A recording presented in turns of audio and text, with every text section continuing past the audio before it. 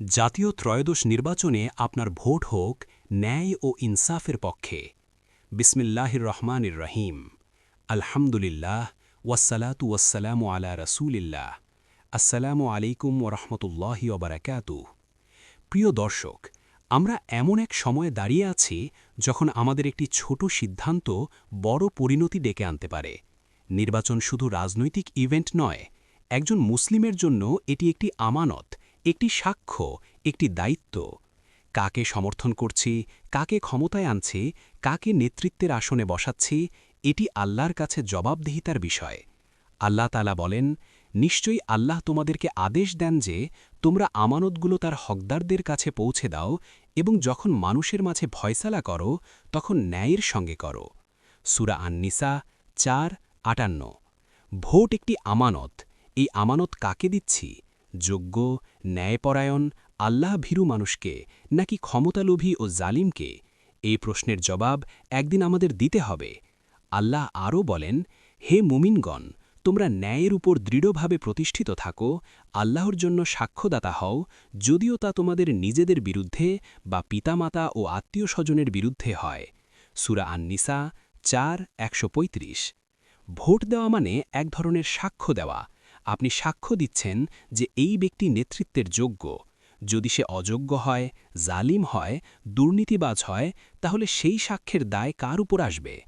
রাসূলুল্লাহ সাল্লাল্লাহু আলাইহি ওয়াসাল্লাম বলেছেন, তোমাদের প্রত্যেকেই একজন রাখাল এবং তোমাদের প্রত্যেকেই তার অধীনস্থদের ব্যাপারে জিজ্ঞাসিত হবে। সহিহ বুখারী হাদিস ৮৯৩, সহিহ মুসলিম হাদিস ১৮২৯। আমরা ভাবতে পারি, আমি তো সাধারণ ভোটার, আমার কী বা প্রভাব? কিন্তু আল্লাহর কাছে আপনার অবস্থান ছোট নয়। আপনি যাকে সমর্থন করছেন তার সিদ্ধান্তে যদি জুলুম হয়, অন্যায় হয়, নিরপরাধের অধিকার নষ্ট হয়, আপনি কি সম্পূর্ণ মুক্ত? এখানে একটি গুরুত্বপূর্ণ হাদিস স্মরণ করি। রাসূলুল্লাহ সাল্লাল্লাহু আলাইহি ওয়াসাল্লাম বলেছেন, যে ব্যক্তি কোনো জুলুমের ব্যাপারে সাহায্য করে সে তাতে অংশীদার। সুনান আবু দাউদ হাদিস ৩৫৯৮, অর্থগতভাবে সমর্থিত। এবং কুরআনে আল্লাহ স্পষ্টভাবে বলেন, তোমরা জালিমদের দিকে ঝুঁকো না, তাহলে আগুন তোমাদের স্পর্শ করবে। সূরা হুদ ১১:১১। জালিমের শক্তিবৃদ্ধিতে সাহায্য করা মানে জুলুমের অংশ হওয়া।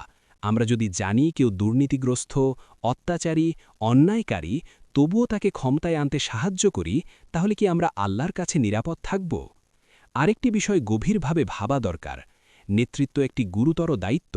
রাসূলুল্লাহ সাল্লাল্লাহু আলাইহি ওয়াসাল্লাম বলেছেন, যে ব্যক্তি মুসলিমদের কোনো বিষয়ে দায়িত্বপ্রাপ্ত হল অথচ সে জানে যে তাদের মধ্যে তার চেয়ে অধিক যোগ্য ব্যক্তি আছে, তবে সে আল্লাহ, তার রাসূল এবং মুসলিমদের সঙ্গে খেয়ানত করল।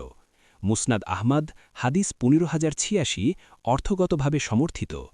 আজ আমরা যখন ভোট দেই তখন আসলে ঠিক করছি দেশের আইন, নীতি, শিক্ষা, অর্থনীতি, ন্যায় বিচার সব কিছু কার হাতে যাবে। এটি শুধু ব্যক্তিগত পছন্দ নয়, এটি উম্মার ভবিষ্যৎ নির্ধারণ। হাসুরের ময়দানে আল্লাহ প্রশ্ন করবেন।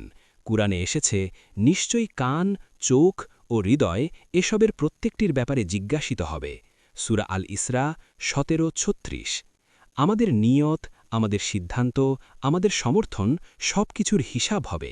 আমরা কাকে নেতৃত্ব দিলাম, কেন দিলাম, স্বার্থের জন্য, দলীয় অন্ধত্বের জন্য, নাকি আল্লাহর সন্তুষ্টির জন্য?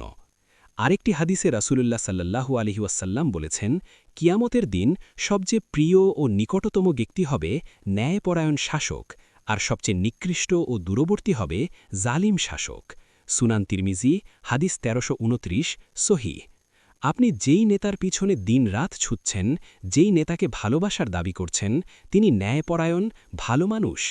রাসূলে পাক সাল্লাল্লাহু আলাইহি ওয়াসাল্লাম বলেছেন, যে যাকে ভালোবাসে সে তার সাথেই হাসরের ময়দানে উঠবে। বুখারী ৬১৭০, মুসলিম ৬৮৯০। এখন আপনিই ভেবে দেখুন, আপনি যেই নেতার পিছনে ছুটছেন তার মধ্যে দিনদারিতা কতটুকু আছে? তার সাথে হাসরের ময়দানে ওঠাটা আপনার জন্য কল্যাণকর হবে কিনা? আমরা কি চাই না আমাদের দেশের নেতৃত্ব ন্যায়পরায়ণ হোক, দুর্নীতিমুক্ত হোক, আল্লাহ ভীরু হোক? তাহলে আমাদের ভোটও হতে হবে ন্যায়ের পক্ষে, ইনসাফের পক্ষে। ভাই ও বোনেরা, নির্বাচন শুধু দুনিয়ার বিষয় নয়, এটি আখিরাতের বিষয়। ভোট একটি ইবাদতের অংশ হতে পারে যদি তা হয় ন্যায় প্রতিষ্ঠার নিয়তে। ভোট একটি গুনাহ হতে পারে যদি তা হয় জালিমকে শক্তিশালী করার মাধ্যমে। তাই সিদ্ধান্ত নেওয়ার আগে নিজেকে প্রশ্ন করুন, এই প্রার্থী কি আমানতদার? সে কি আল্লাহ ভীরু? সে কি দুর্নীতির বিরুদ্ধে? সে কি মানুষের অধিকার রক্ষা করবে? আল্লাহ আমাদের তাওফিক দিন যেন আমরা দল, গোত্র বা স্বার্থের ঊর্ধ্বে উঠে ন্যায় ও ইনসাফের পক্ষে দাঁড়াতে পারি। আমাদের ভোট যেন হয় একটি সৎ সাক্ষ্য, একটি নেক আমল। আল্লাহ আমাদের দেশকে ন্যায়পরায়ণ নেতৃত্ব দান করুন, জুলুম থেকে হেফাজত করুন। আল্লাহ আমাদের সবাইকে সঠিক বুঝ দান করুন এবং আমাদের সবাইকে হাসরের ময়দানে সফল করুন।